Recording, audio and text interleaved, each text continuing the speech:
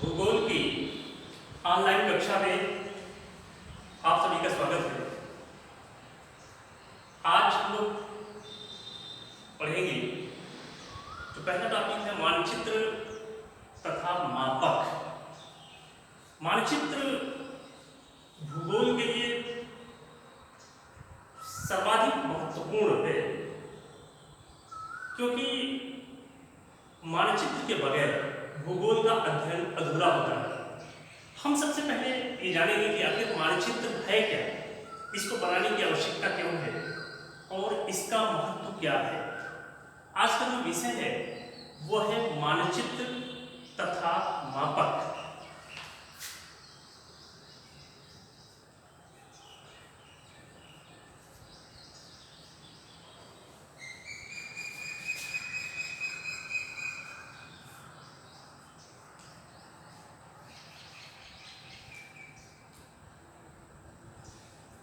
सबसे पहले हम चर्चा करते हैं मानचित्र की। मानचित्र है क्या?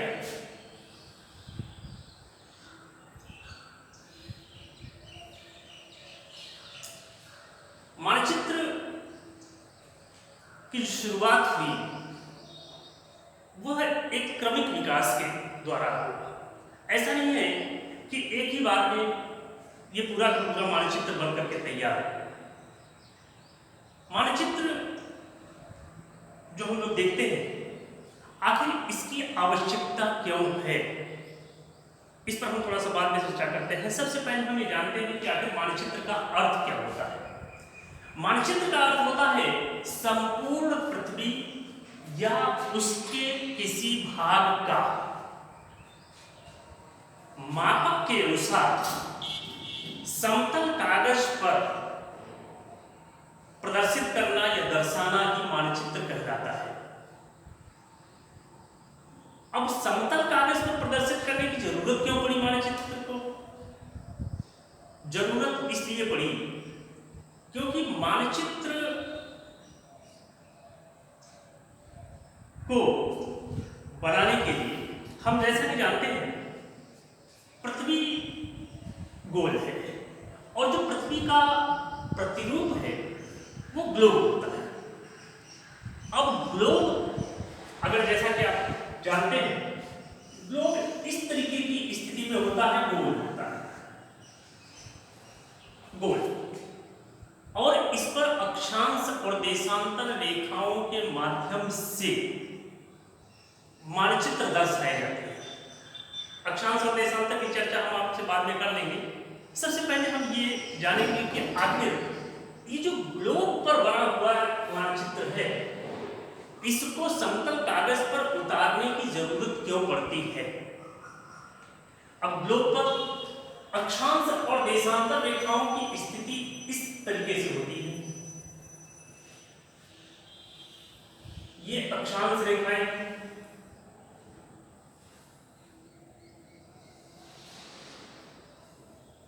और इसी तरीके से ये अक्षांश रेखाएं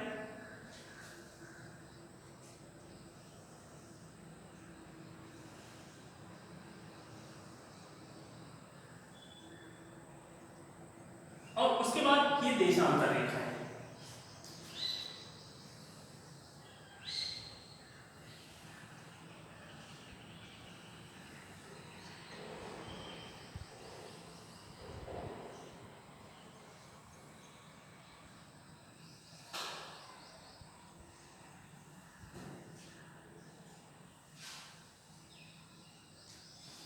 अक्षांश और देशांतर रेखाओं की सहायता से किसी भी क्षेत्र को या संपूर्ण विश्व को समतल कागज पर मापक के अनुसार, मापनी के अनुसार प्रदर्शित किया जाता है, उसी को मानचित्र कहा जाता है। अब इसमें प्रश्न उठता है कि आखिर मापक की आवश्यकता क्यों पड़ी, मापक किसे कहते हैं। तो मापक की आवश्यकता इसीलिए पड़ती है क्योंकि कोई भी मानचित्र बगैर किसी मापक के सही ढंग से बन ही नहीं सकता। किसी मानचित्र की निश्चित लंबाई होती है, निश्चित चौड़ाई होती है, उसका क्षेत्रफल होता है, इसलिए उसको मापनी के अनुसार प्रदर्शित किया जाता है। तो संपूर्ण पृथ्वी या उसके किसी भाग को मापक के अनुसार समतल कागज पर प्रदर्शित करना ही मानचित्र कहलाता है। अब वो चाहे भारत का मानचित्र हो, चाहे वो उत्तर प्रदेश का मानचित्र हो, या संपूर्ण विश्व का मानचित्र हो, किसी महाद्वीप का मानचित्र हो। अब ये जो मानचित्र है, इसको अगर हम थोड़ा सा और पीछे की तरफ जाएं, मानचित्र को अंग्रेजी में मैप कहा जाता है।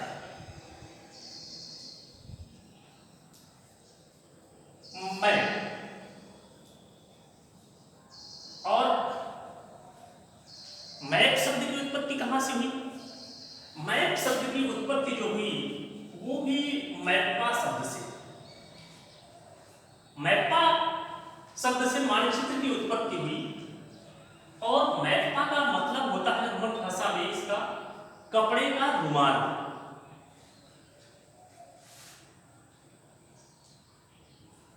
कपड़े का रुमाल, रुमाल से क्या मतलब है? कपड़े के रुमाल से मतलब ये होता है कि सबसे पहले जब कागज का आविष्कार नहीं हुआ था, उसके पहले कपड़े का आविष्कार हो गया था, और मानचित्र बनाने की जो शुरुआत हुई वो कपड़े पर हुई, तो इसलिए उसको मैप्पा कहा गया। मैप्पा से फिर बाद में मैप शब्द की उत्पत्ति हुई, जिसका अर्थ मानचित्र होता है। अब जो दूसरी बात आई कि मानचित्र को बनाने की आवश्यकता क्यों पड़ी। मानचित्र किसी भी भूगोलवेत्ता के यंत्र होते हैं। मानचित्र के द्वारा दो स्थानों के बीच की दूरी आप ज्ञात कर सकते हैं। जैसे मैं आपको एक उदाहरण देता हूं कि मान लीजिए हम भारत के मानचित्र की चर्चा करते हैं।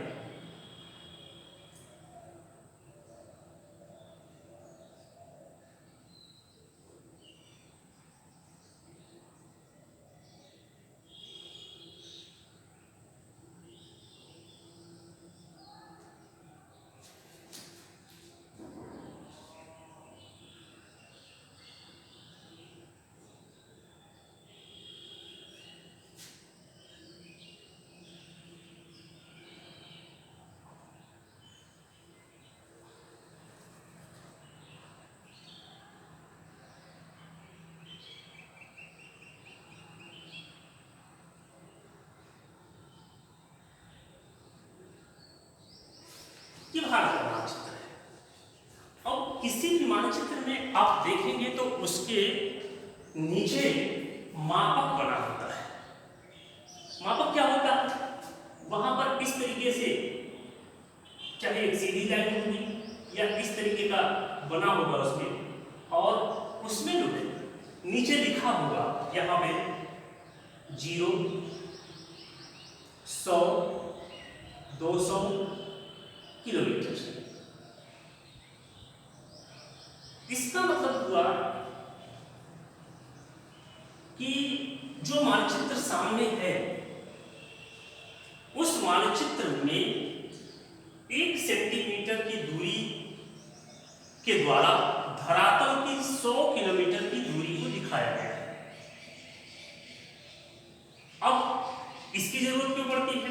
इसकी जरूरत इसलिए पड़ती है क्योंकि संपूर्ण पृथ्वी, या जैसे भारत है, हमारा देश भारत है, अब संपूर्ण भारत के लिए अगर इसके बराबर मानचित्र बनाना होगा तो 3214 किलोमीटर लंबा कागज लगाना पड़ेगा, और वो संभव नहीं। तो चूंकि छोटे कागज पर, छोटे क्षेत्र कागज पर मानचित्र को बनाया जाता है, तो ऐसी स्थिति में मापक का सहारा लिया जाता है।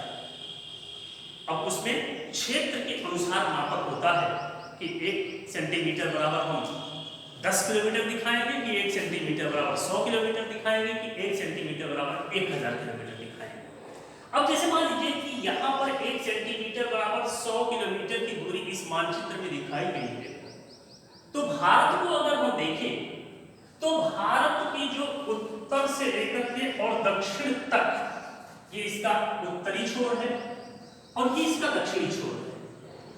उत्तर से लेकर के और दक्षिण तक जो भारत की लंबाई है वो है 3214 किलोमीटर। अब 100 के हिसाब से भाग दिया जाएगा, यानी कि 32.1 सेंटीमीटर पे ये मानचित्र बनकर के तैयार है। इसी तरीके से भारत की चौड़ाई है 2933 किलोमीटर। 2933 किलोमीटर पश्चिम से पूर्व की। तो 2933 किलोमीटर को के लिए मापक के अनुसार जो है इसकी दूरी होगी। तो मानचित्र की का महत्व जो है वो इसलिए है कि मानचित्र के द्वारा हम दो स्थानों के बीच की दूरी ज्ञात कर सकते हैं। किसी देश की लंबाई ज्ञात कर सकते हैं, उसकी चौड़ाई ज्ञात कर सकते हैं। मानचित्र के द्वारा हम दो स्थानों के बीच की दूरी भी ज्ञात कर सकते हैं। जैसे मान लीजिए यहां पर दिल्ली, ये पॉइंट दिल्ली का है और दिल्ली से यहां तक कोलकाता है।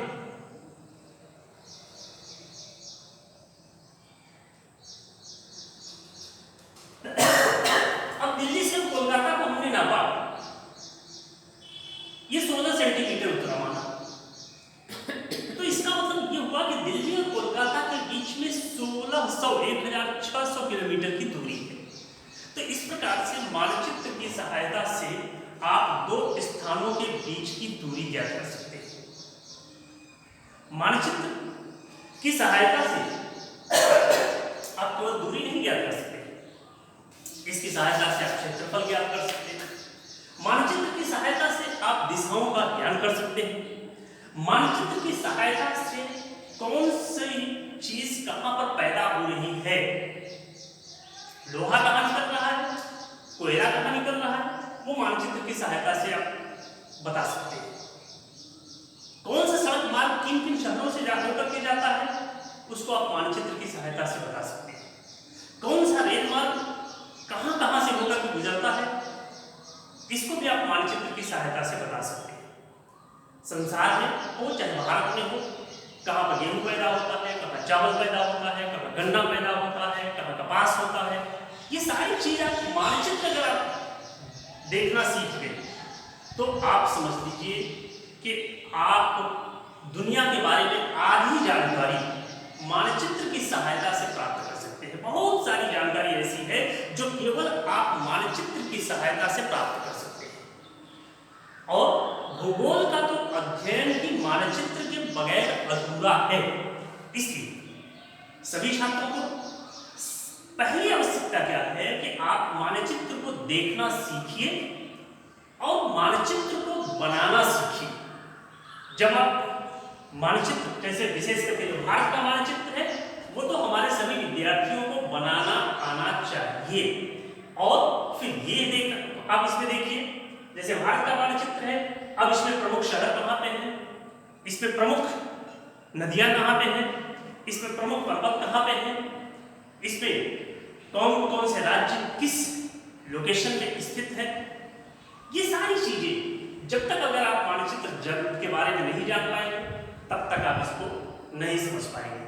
तो इसलिए सबसे आवश्यकता है, सबसे प्रमुख आवश्यकता है कि हम मानचित्र को देखना सीखें, मानचित्र को पढ़ना सीखें और मानचित्र को